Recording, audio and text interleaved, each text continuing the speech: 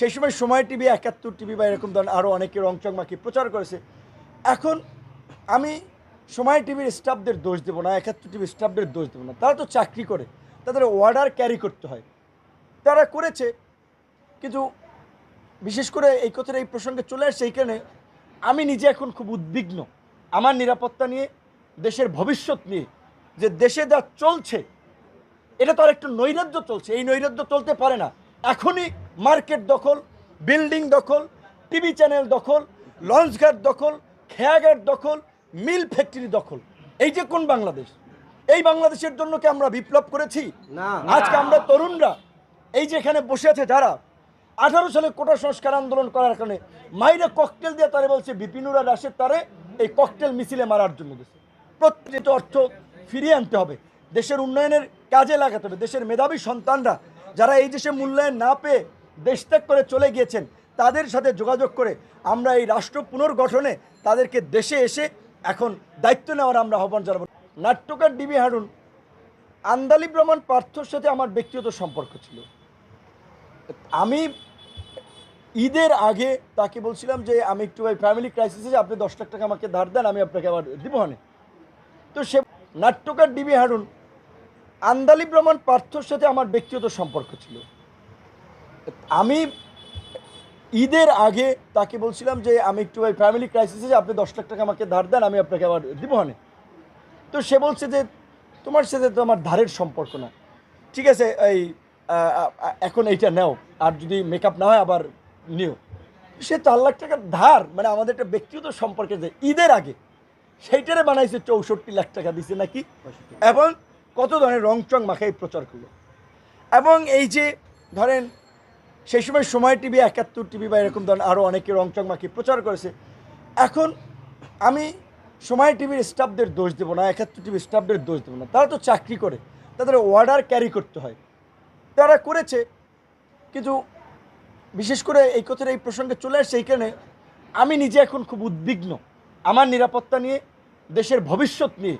যে দেশে যা চলছে এটা তো আর একটু নৈরাজ্য চলছে, এই নৈরাজ্য চলতে পারে না। এখনই মার্কেট দখল, বিল্ডিং দখল, টিভি চ্যানেল দখল, লঞ্চঘাট দখল, খেয়াঘাট দখল, মিল ফ্যাক্টরি দখল। এই যে কোন বাংলাদেশ? এই বাংলাদেশের জন্য কি আমরা বিপ্লব করেছি? আজকে আমরা তরুণরা এই যে এখানে বসে আছে যারা 18 সালে কোটা সংস্কার আন্দোলন করার কারণে মাইরে ককটেল দিয়ে তারে বলছে বিপিনুরা রাশেদ তারে এই ককটেল মিছিলে মারার জন্য গেছে। প্রত্যেকটা এই শাকিলের মতো মানুষকে র্যাব আপনার অপহরণ করে নিয়ে গেছিল। অনেক এই যে তরুণরা, আমরা যে 18 সালে কোটা সংস্কার আন্দোলন শুরু করে আমরা যখন বুঝতে পেরেছি যে কোটা একটা চাকরির ক্ষেত্রে একটা পয়েন্ট, রাষ্ট্র সংস্কার না হলে আমাদের মুক্তি নাই।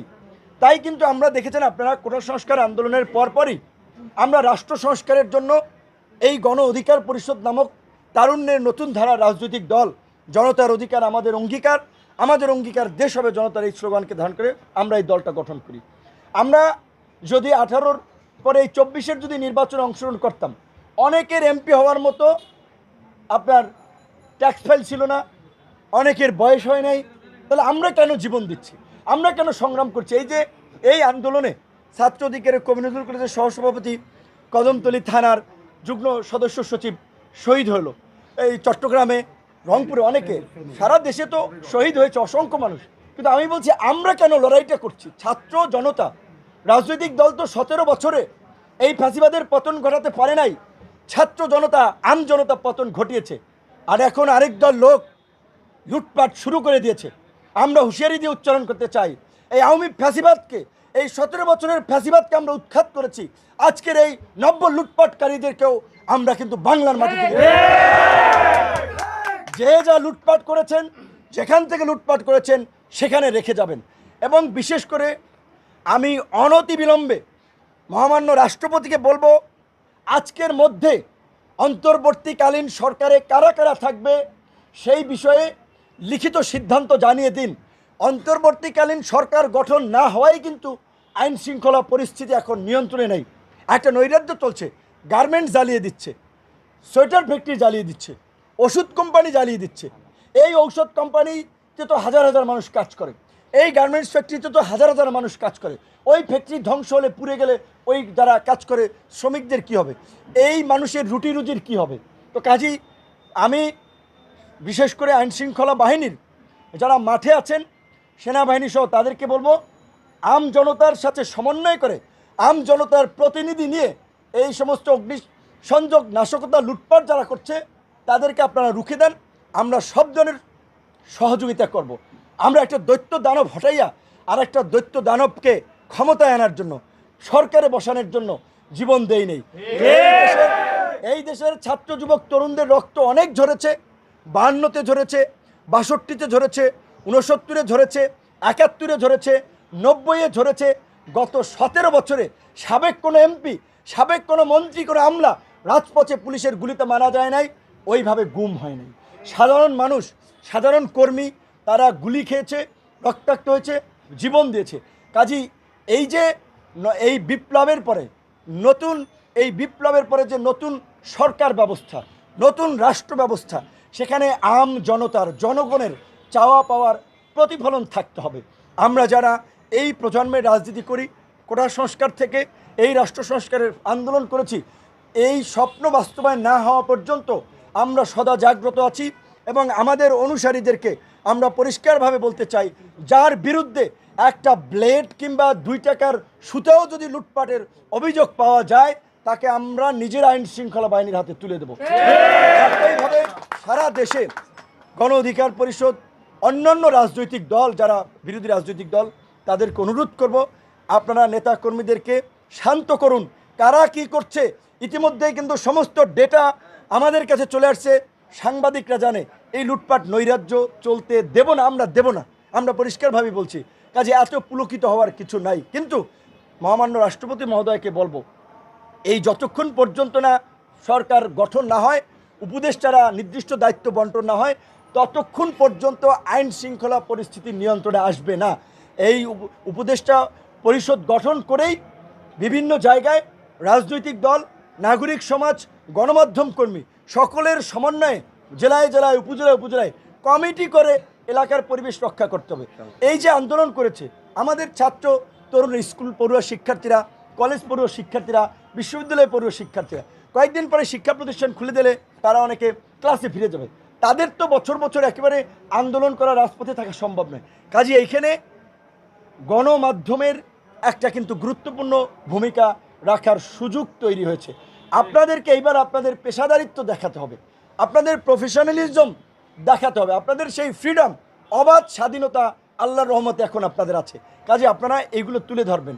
আজকে ছাত্র, শিক্ষক, অভিভাবক, এই যে যারা পানি এগিয়ে দিয়েছিল, মায়েরা তার সন্তান নিয়ে রাজপথে এসেছিল, ঠিক একইভাবে এই নৈরাজ্য, লুটপাট এবং আগামীতে যেন আমরা একটা সুন্দর বাংলাদেশ বিনির্মাণ করতে পারি, সেই জন্য একটা জন আকাঙ্ক্ষার রাজনৈতিক দলকে, রাজনৈতিক নেতৃবৃন্দকে সরকারে বসানো, রাষ্ট্র ক্ষমতায় নিয়ে আসা, সেজন্য আমাদেরকে সাপোর্ট করতে হবে।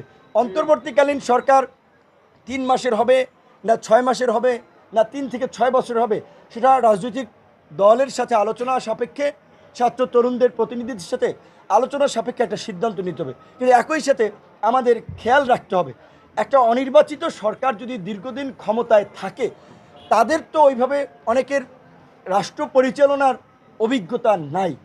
ডক্টর মোহাম্মদ ইউনূস স্যারকে প্রধান করা হয়েছে, এটা তো আমরা অনেক আগে থেকেই বলেছি যে বাংলাদেশে ডক্টর মোহাম্মদ ইউনূস স্যারের লেভেলের লোক এই মুহূর্তে নাই। সো তার প্রশ্নে আমাদের অগাধ শ্রদ্ধা, ভালোবাসা, সমর্থন আছে। কিন্তু একটা গণতান্ত্রিক রাষ্ট্র তো নির্বাচিত জনপ্রতিনিধিদেরকে যত দ্রুত সম্ভব রাষ্ট্র পরিচালনায় নিয়ে আসতে হবে জনগণের ম্যান্ডেট নিয়ে। এখন আমরা মনে করি যে 3 থেকে 6 মাসের মধ্যে, 3 থেকে 6 মাস মেয়াদে একটা অন্তর্বর্তীকালীন সরকার হতে পারে। সেটা যদি রাজনৈতিক সকল দল, ছাত্র জনতা আরও কম বেশি সমর্থন করে, সেখানে আমাদের মতামত থাকবে। কিন্তু 3 থেকে 6 বছর যদি একটা অনির্বাচিত সরকার থাকে, তাহলে তো সেই দেশে গণতন্ত্র থাকবে না, ওটা আরেকটা অন্যরকম পরিস্থিতি কিন্তু তৈরি হবে। কাজেই এখানে আমাদের কিন্তু সতর্ক থাকতে হবে। এবং এই আন্দোলনের বিশেষ করে আমাদের লিখিত বেশ কিছু দাবি দেওয়া আমাদের সাধারণ সম্পাদক জানিয়েছে যে আমরা সব রাজনৈতিক দলকে এলাকায় এলাকায় শান্তি সম্প্রীতির জন্য জনসাধারণ, নাগরিক সমাজ, সংবাদকর্মী, স্থানীয় প্রশাসন যারা আছে, তাদের সাথে মতবিনিময় করার জন্য মতবিনিময় সভা করা, সম্প্রীতি র্যালি করা, এগুলোর আমরা আহ্বান জানাই। গণ অধিকার পরিষদের পক্ষ থেকে আগামী শুক্রবার বিকাল 3টায় গণ অধিকার পরিষদের কেন্দ্রীয় কার্যালয়ে আমরা এই সম্প্রীতি আমরা একটা সমাবেশ করব, যেখানে বিভিন্ন মত পথের ধর্ম বর্ণের মানুষ থাকবে। আমাদের এই ঢাকার সমাবেশ থেকে সব মত পথের মানুষের নিয়ে আমরা পুরো জাতির উদ্দেশ্যে একটা জাতীয় ঐক্য এবং সম্প্রীতি প্রতিষ্ঠায় আমরা আবেদন জানাবো। আপনাদের মাধ্যমে আমরা দেশবাসীকে আমরা জানাচ্ছি। কিন্তু এই মুহূর্তে যেটা সবচেয়ে বার্নিং ইস্যু, একজন রিক্সাওয়ালা গুলিবিদ্ধ হয়েছে, একজন ঠেলা চালক গুলিবিদ্ধ হয়েছে। আমি ডিবি কার্যালয়ে ছিলাম, আমি কারাগারে ছিলাম। বিশ্বাস করবেন, এখান দিয়ে রক্ত পড়ছে, গায়ে গেঞ্জি নাই। আমার মায়া লাগছে। আমার 2টা টি-শার্ট আমি দিয়ে আসছি। যে ও বলছে হকারি করে পানি বেছে, পানি বাসে যে পানি বেছে, শশা বেছে, লুঙ্গি পরা ওই অবস্থায় ধরে নিয়ে আসছে। গুলিবিদ্ধ, শরীর পয়সা যাচ্ছে, পা দিয়ে রক্ত পড়ছে, পুজ বেরোচ্ছে। ধরেন আমরা যারা একটু পরিচিত নন ফেস, তাদের একটু যদি বলি বুকে ব্যথা, হসপিটালে নিয়ে যায়, কারো হসপিটালে নাপা টাপা দেয়। কিন্তু আমপাবলিক যে ওদের সাথে অমানুষের মতো আচরণ করে। তো এই যে জেলখানায় যারা আছে, বাইরে যারা আহত আছে, এই আহতদের চিকিৎসা আমি সেনা প্রধানকে অনুরোধ জানাবো যে আপনি যেমনিভাবে বলেছেন গণহত্যাকারীদের প্রত্যেককে বিচারের মুখোমুখি করা হবে। বিচার তো অবশ্যই হবে। ভারতের সাথে দেন দরবার চালিয়ে শেখ হাসিনাকে বাংলাদেশে ফিরিয়ে আনতে হবে। এই গণহত্যার জন্য শেখ হাসিনার বিচারের মধ্য দিয়ে বাংলাদেশে দৃষ্টান্ত স্থাপন করতে হবে যে জনগণের বিরুদ্ধে গিয়ে এরকমের গণহত্যা চালিয়ে কোনো ঘাতক সরকার রক্ষা পায়নি। একই সাথে আওয়ামী লীগের এমপি মন্ত্রী, আওয়ামী লীগের এই লুটপাট এবং এই ফ্যাসিবাদের সাথে যারা জড়িত ছিল, অনতিবিলম্বে তাদের অ্যাকাউন্ট ফ্রিজ করে দিতে হবে, যেন তাদের অ্যাকাউন্ট থেকে বেনজিরের মতো টাকা পয়সা যেন সরিয়ে না নিতে পারে। এবং আমরা পরিষ্কারভাবে বলছি, এখন এই লুটেরাদের সম্পদ কেউ কিনবেন না, ফ্ল্যাট কেউ কিনবেন না, টেলিভিশনের মালিকানা কেউ নেবেন না। এই লুটেরাদের সম্পদ রাষ্ট্রীয়ভাবে আপনার এটা বিক্রি করে নিলামে তুলে এই আন্দোলনে যে যারা আহত হয়েছে, নিহত হয়েছে, তাদের পরিবারকে ক্ষতিপূরণ দেওয়া। তাই বলছি যে ওদের সম্পদ আপনি অল্প টাকায় কিনে নেবেন, এইটা কেউ করবেন না। আমরা কিন্তু বলছি যে খুঁজে বের করব। তো কাজে আমরা সেনাবাহিনী, অন্তর্বর্তী সরকার, তাদের প্রতি আমরা এটা অনুরোধ জানাবো যে এই আহতদের এখনও অনেকে চিকিৎসা নিতে পারছে না। ব্যক্তিগত আমরা এখানে নাম এন্ট্রি করব, যারা দরিদ্র পরিবার আছে তাদের তালিকা করে আমরা একটা তালিকা তাদের কাছে দেবো যে যারা এখন আহত এই অবস্থায় আছে, এবং নিহতদের একটা আমরা তালিকা করব। আমাদের দপ্তর সমন্বয়ক শাকিলুজ্জামান এবং আমাদের গণমাধ্যম সমন্বয়ক আবু হানিফ, দুজন তারা এই টেবিল ফেলে এখানে তারা আহত এবং নিহতদের তালিকা করবে। আপনারা যারা অনেকে লাশ ভয়ে এলাকায় নিয়ে যান নাই, অনেকে লাশের কথা বলেন নাই, তারা দয়া করে এইখানে এসে তাদের পরিচয়গুলো, নামগুলো আমাদের লিপিবদ্ধ করবেন। আমরা রাষ্ট্রপতির কাছে, সেনাপ্রধানের কাছে, অন্তর্বর্তীকালীন সরকার প্রধানের কাছে আমরা এগুলো তুলে দেব। নিহতদের পরিবারের সাথে আমরা দলের পক্ষ থেকে আমরা দেখা করার সিদ্ধান্ত নিয়েছি। আহতদের আমি সংবাদ সম্মেলনের পরেই ঢাকা মেডিকেলে যাব। আমি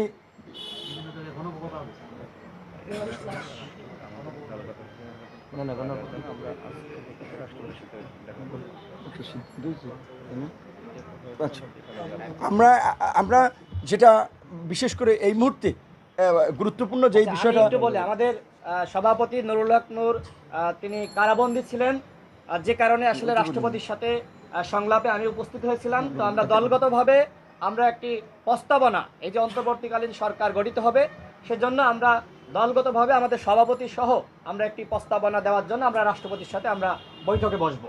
না, এটা রাষ্ট্রপতি বলেছে যে রাজনৈতিক দলগুলোর মতামত নেবে ছাত্রদের পাশাপাশি, সেটা তো হবে। তো এই মুহূর্তে যেটা আর একটা কথা যেটা আমি বলতে চাচ্ছিলাম, এখন আমাদের আরও একটা যেটা বলছে, আহত নিহতদের ক্ষতিপূরণ চিকিৎসার পাশাপাশি একটা বার্নিং ইস্যু হচ্ছে প্রশাসনের মধ্যে যে একটা দুর্বৃত্তের সিন্ডিকেট যারা গড়ে উঠেছিল, তাদেরকে কিন্তু অনতিবিলম্বে গ্রেপ্তারের ব্যবস্থা করা, তাদেরকে বিচারের মুখোমুখি করতে হবে, নাহলে তারা দেশ থেকে পালিয়ে যাবে। এবং সামগ্রিকভাবে যে আমাদের একটা রাষ্ট্র মেরামত বা এই মুহূর্তে ইন্টারিম গভর্নমেন্ট যেটা করতে পারে তার একটা রূপরেখা সংক্ষিপ্তভাবে কিন্তু আমাদের সাধারণ সম্পাদক উল্লেখ করেছে যে শিক্ষা প্রতিষ্ঠানে গণতান্ত্রিক মূল্যবোধ বিকশিত করার জন্য সকল বিশ্ববিদ্যালয় কলেজগুলোতে ছাত্র সংসদ নির্বাচন করা, ঢাকা বিশ্ববিদ্যালয়, রাজশাহী বিশ্ববিদ্যালয়, জাহাঙ্গীরনগর সহ 4টি যে স্বায়ত্তশাসিত বিশ্ববিদ্যালয় আছে, দেশের সমস্ত পাবলিক বিশ্ববিদ্যালয়গুলোকে স্বায়ত্তশাসন দেওয়া। কারণ যদি স্বায়ত্তশাসন থাকে সেখানে শিক্ষকদের কিছুটা ফ্রিডম থাকে, ছাত্রদের কিছুটা ফ্রিডম থাকে। ছাত্র সংসদ নির্বাচন যদি থাকে এবং এই আপনার স্বায়ত্তশাসন যদি থাকে, তাহলে এই যে ছাত্র সমাজ একেবারে 52 থেকে 71, 90 থেকে 24 বারবার যে প্রতিবাদের মাধ্যমে ফ্যাসিবাদ গণবিরোধী সরকারকে রুখে দিয়েছে, এইটা রুখে দিতে পারবে। এবং এখন এই নির্বাচন কমিশন, বিচার বিভাগ, দুর্নীতি দমন কমিশন, এটা কিন্তু সংস্কার করতে হবে। এই যে 16 লক্ষ কোটি টাকা দেশের গত 15 বছরে পাচার হয়ে গেছে, এই পাচারকৃত অর্থ ফিরিয়ে আনতে হবে, দেশের উন্নয়নের কাজে লাগাতে হবে। দেশের মেধাবী সন্তানরা যারা এই দেশে মূল্যায়ন না পেয়ে দেশত্যাগ করে চলে গিয়েছেন, তাদের সাথে যোগাযোগ করে আমরা এই রাষ্ট্র পুনর্গঠনে তাদেরকে দেশে এসে এখন দায়িত্ব নেওয়ার আমরা আহ্বান জানাবো। ডক্টর মোহাম্মদ ইউনূসের মতো একজন প্রোগ্রেসিভ, লিবারেল, এতটা broad minded, internationally well known, well connected এইরকম একজন ব্যক্তি আমরা পেয়েছি। এটা আমাদের দেশের জন্য যে একটা কত বড় সম্পদ। তো কাজী তার হ্যান্ডস লাগবে, তার হেল্পিং হ্যান্ডস লাগবে এই রাষ্ট্রকে মেরামত করার জন্য। সুতরাং আমি আমাদের দেশের যারা বংশোদ্ভূত সন্তানেরা বাইরে আছেন, ইঞ্জিনিয়ার, ডাক্তার, প্রকৌশলী, যারা বিভিন্ন সেক্টরে গুরুত্বপূর্ণ দায়িত্ব পালন করছেন, তাদেরকে বলবো বাংলাদেশ আপনার মা মাটি আপনাকে ডাকছে। এই বাংলাদেশকে নতুন করে বিনির্মাণ করতে হবে। নয়া রাষ্ট্র ব্যবস্থার জন্য রাজনৈতিক সমঝোতার প্রয়োজন হবে। অবশ্যই রাজনৈতিক দলগুলো সেই সমঝোতার আলোকে, আপনারা জানেন যে এই গত নির্বাচনের আগে আপনারা একটা 31 দফা রূপরেখা দিয়েছে। এবং আমাদের প্রবাসী ভাই বোনদের প্রতি আমি একটা জিনিস আহ্বান জানাবো, এখন এটা জনগণের সরকার হবে। ইন্টারিম গভর্নমেন্ট হইলেও আমাদের সমস্ত রাজনৈতিক দলের সমর্থন আছে। কাজে এই যে দেশের যে ইকোনমির যে আপনার বেহাল দশা, এখন থেকে আপনারা প্রত্যেকটা পয়সা পাঠাবেন ব্যাংকিং চ্যানেলে, রেমিটেন্সের মাধ্যমে এখন আমাদের অর্থনীতি সচল করতে হবে। একই সাথে আমি এই কারাগারে রিমান্ডে যাওয়ার আগে একটা দুঃখজনক ঘটনা আমরা শুনেছিলাম। আপনারা জানেন দুবাইয়ে আমাদের প্রবাসী বাংলাদেশিরা, এই যে বাংলাদেশে আমাদের ছাত্র ভাইদেরকে যে হত্যা করা হচ্ছিল, এর প্রতিবাদ করে ঘরোয়াভাবে একটা প্রোগ্রাম করে সম্ভবত 57 বাংলাদেশি সহ বেশ কয়েকজনকে আপনার কারাদণ্ড দিয়েছে বিভিন্ন মেয়াদে।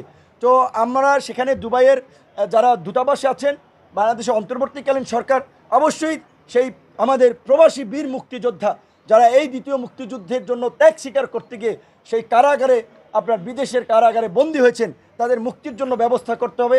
প্রবাস থেকে যারা আমাদের এই আন্দোলন সংগ্রামে উৎসাহ জুগিয়েছেন, সহযোগিতা করেছেন, গণতন্ত্রের পক্ষে, মানবাধিকারের পক্ষে জোরালো ভূমিকা রেখেছেন, বিশেষ করে বেশ কয়েকজন সাংবাদিকের নাম না বললেই নয়, জুলকার নাইম, সাহের, নাগরিক টিভি টিটু, কনক সরোয়ার, শাহেদ আলম, এরকম আরও অনেকে, মাফ করবেন যে সবার নাম না বলতে পারে কারণ এই মুহূর্তে মনে আসছে না। তো এই সমস্ত হিরোদেরকে, তারা দেশের বাইরে থেকেও যে বাংলাদেশের জনগণের পক্ষে যে অবস্থান নিয়েছে, তাদেরকে আমরা পুরস্কৃত করব।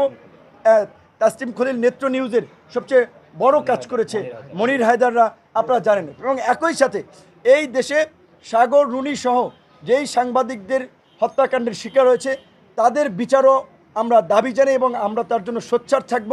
যেসব সাংবাদিকরা এই সরকারের গত 17 বছরে ক্ষতিগ্রস্ত হয়েছেন, অনেকের আমরা জানি দেশে থাকতে পারে, সম্পদ কেড়ে নিয়েছে, তাদেরও আমরা পাশে থাকব। এবং আপনাদের প্রতি একটা অনুরোধ থাকবে, এই ফ্রিডমের জন্য, আপনাদের পেশার জন্য আপনাদেরকে লড়াই করতে হবে, আমরা পাশে থাকব। এবং আমরা যে গণতন্ত্রের জন্য লড়াই করছি, সেই লড়াইয়ে নাগরিক হিসেবে আপনারা পাশে থাকবেন। আপনাদের মাধ্যমে পুরো দেশবাসীকে ধন্যবাদ এবং কৃতজ্ঞতা জানাই, যারা আমার মুক্তির জন্য কথা বলেছেন, আমার জন্য প্রতিবাদ করেছেন, দোয়া করেছেন। এই যে ভালোবাসা, এইটার জন্যই আসলে আমাদের রাজনীতিটা করা। সো এই ভালোবাসাই আমরা মানুষের কাছে চাই। এবং আমরা এই সম্প্রীতি, আগামী শুক্রবার এই সম্প্রীতি সমাবেশ করার মধ্যে দিয়ে আমরা জেলায় জেলায়ও জাতীয় ঐক্য এবং সম্প্রীতি প্রতিষ্ঠার জন্য জেলায় জেলায় আমরা সফর করব। আমরা আমাদের নেতাকর্মী সহ সব দলের নেতাকর্মীদেরকে আবারও শান্ত থাকার অনুরোধ জানাই। বিশেষ করে একটা কথা বিশেষভাবে উল্লেখ করা দরকার, হামলা হয়েছে মাশরাফির বাড়িতে, সেটা অনাকাঙ্ক্ষিত, আমরা নিন্দা জানাই। কিন্তু প্রচার করা হচ্ছে যে সংখ্যালঘু লিটন দাস। তাহলে এই যে ভারতীয় গণমাধ্যম যে বাংলাদেশ বিষয়ে যে নেগেটিভ প্রোপাগান্ডা ছড়াচ্ছে, বিভ্রান্তি ছড়াচ্ছে, শুভেন্দু অধিকারী যে পশ্চিমবঙ্গের যে বিজেপির যে সভাপতি, তিনি বলেছিলেন যে 1 কোটি হিন্দু শরণার্থীকে নাকি বাংলাদেশ থেকে ভারতে পাঠিয়ে দেবে। কোন কুলাঙ্গার এই দেশের একজন সংখ্যালঘুকে ভারতে পাঠাবে, কে তাদের উপরে হামলা করবে সেটা আমরা দেখবো। তাই আমার দেশের ভাই, আমাদের বন্ধু, আমাদের স্বজন, বরঞ্চ আমরা যেটা তথ্য পাচ্ছি এখানে আওয়ামী লীগাররা দেশের যাই চেলা চামুন্ডা লেসপেন্সার আছে তারা এবং ভারতীয় গোয়েন্দা সংস্থা রয়ের ষড়যন্ত্রে বিভিন্ন জায়গায় এই সংখ্যালঘুদের উপরে হামলা হচ্ছে এবং এই ঘটনাকে বিশ্ব মিডিয়ায় প্রচার করার জন্য যে এই যে বাংলাদেশে মৌলবাদের উত্থান হচ্ছে, উগ্রবাদীরা রাষ্ট্র ক্ষমতা দখল করছে, সেখানে সংখ্যালঘুরা নিরাপদ দেয়। কিন্তু আমি বিএনপি, জামাত, গণ অধিকার পরিষদ সহ সকল রাজনৈতিক দলকে অনুরোধ করব, যেই যে এলাকায় সংখ্যালঘুরা আছে আপনারা তাদের সহ একটা কমিটি করে তাদের ঘর বাড়ি সম্পদ আপনারা পাহারা দেবেন। এবং আমরা প্রত্যেকটি সংখ্যালঘু ভাই বোনকে বলবো অন্তত গণ অধিকার পরিষদের নেতাকর্মীরা প্রয়োজনে রাত জেগে আপনাদের বাসা পাহারা দেবে। আপনারা যদি আক্রান্ত হন গণ অধিকার পরিষদের এইখানে আপনারা এই খবরটুকু পৌঁছে দেবেন। এই যে ঘর পোড়ার মধ্যে যারা আলু পোড়া খেতে চায় এদের ভিডিও রাখুন। ইন্টারিম গভর্নমেন্ট হইলে বিচারের মুখোমুখি তাদের হতে হবে যারা ভাবছে যে কি সরকার এরা গঠন করে বলাইছে, যারা লুটপাট করছে, এমপি হয়ে গেছে, মাস্তান হয়ে গেছে, গুন্ডা হয়ে গেছে, এখনই মার্কেট দখল, আরেকজনের ফ্ল্যাট দখল, আরেকজনের টেলিভিশন চ্যানেল দখল, আরেক সাংবাদিককে মাইরা হাউস থেকে বের করে দেওয়া, এই নৈরাজ্য আমরা চাই না। আমরা একটা শান্তি সম্প্রীতির বাংলাদেশ চাই, একটা সহনশীল সমাজ চাই, একটা গণতান্ত্রিক মূল্যবোধের সমাজ চাই। মারামারি, হানাহানি, প্রতিশোধ, প্রতিহিংসা এই দেশে গত 53 বছরে চলেছে। এই অ্যানালগ রাজনীতি, old generation corrupted politics, dirty পলিটিক্সকে তরুণ সমাজ ধুয়ে মুছে তারা পরিষ্কার করে নতুন রাজনীতি, নতুন বাংলাদেশ বিনির্মাণ করবে। যেই কারণেই তরুণরা আজকে এই শিক্ষা প্রতিষ্ঠান থেকে রাজপথে, কোটা সংস্কার থেকে রাষ্ট্র সংস্কারের দাবি তুলেছে। রাষ্ট্র সংস্কার করেই তরুণরা যারা শিক্ষার্থী তারা শিক্ষা প্রতিষ্ঠানে ফিরবে, যারা রাজনীতি করছে তারা আগামীর বাংলাদেশের নেতৃত্ব দেবে। আপনারা সবাই ভালো থাকবেন। যদি বিশেষ কোনো প্রশ্ন না থাকে আমরা এখন ঢাকা মেডিকেলে যারা আহত হয়েছে তাদের দেখার জন্য ঢাকা মেডিকেলে